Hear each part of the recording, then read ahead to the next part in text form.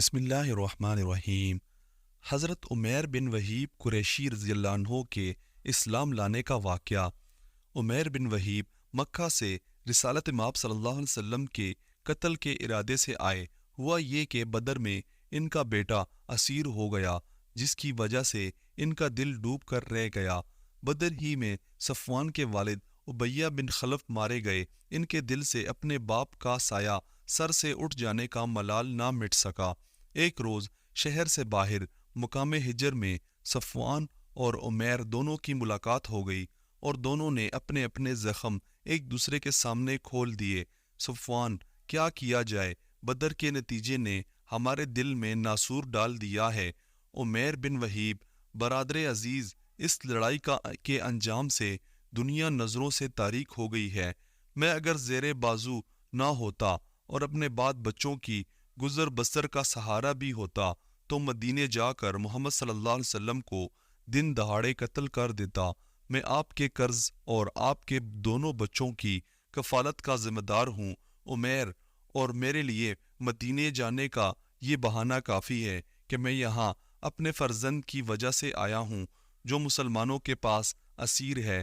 صفوان اور عمیر دونوں آپس میں چچا زاد بھائی تھے۔ صفوان نے سواری اور زاد راہ کا انتظام کر دیا۔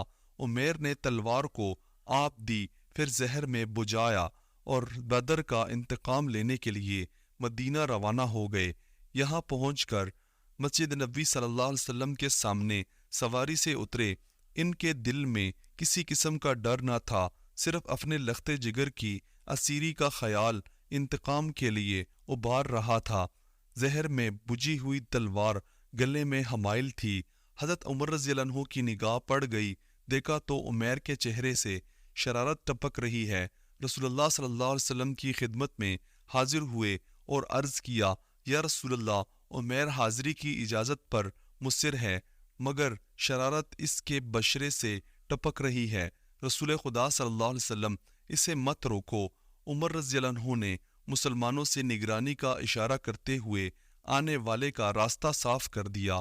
رسول خدا صلی اللہ علیہ وسلم نے عمیر کو نگرانی میں آتے دیکھا تو اپنے یاران وفا کیش کو حلقہ توڑنے کا حکم صادر فرمایا۔ عمیر پیش ہوئے تو رسول اللہ صلی اللہ علیہ وسلم سے حسب ذیل مکالمہ ہوا: عمیر، صبح کا سلام پیش کرتا ہوں۔ یہ سلام جاہلیت کا تحفہ تھا۔ رسول اللہ صلی اللہ علیہ وسلم: خدا نے مجھے آپ کے اس تحفے سے بے نیاز فرما کر اہل جنت کے ہدیے سے سرفراز فرمایا ہے، جس کا اظہار السلام علیکم سے ہوتا ہے۔ عمیر: اس تحفے سے تو آپ حال میں فیضیاب ہوئے ہیں، اب تک ہمارے ہی مروجہ طریقہ اسلام پر عمل پیرا تھے۔ رسول خدا صلی اللہ علیہ وسلم: اس سفر سے آپ کا کیا مقصد ہے؟ عمیر: ہمارے جو عزیز آپ کے ہاں اسیر ہیں، ان کی خیر و خبر کے لیے حاضر ہو گیا ہوں، اور آپ سے بھی تو ہماری قرابت داری ہے۔ رسول خدا صلی اللہ علیہ وسلم: گلے میں تلوار کیوں حمائل کر رکھی ہے؟ عمیر: خدا انہیں غارت کرے، انہی تلواروں نے ہمیں بدر میں آپ کے ہاتھوں ذلیل کرا دیا۔ اے صاحب، کیا بتاؤں، جس وقت میں سواری سے اتر رہا تھا اسے ہاتھ میں لینا بھول گیا۔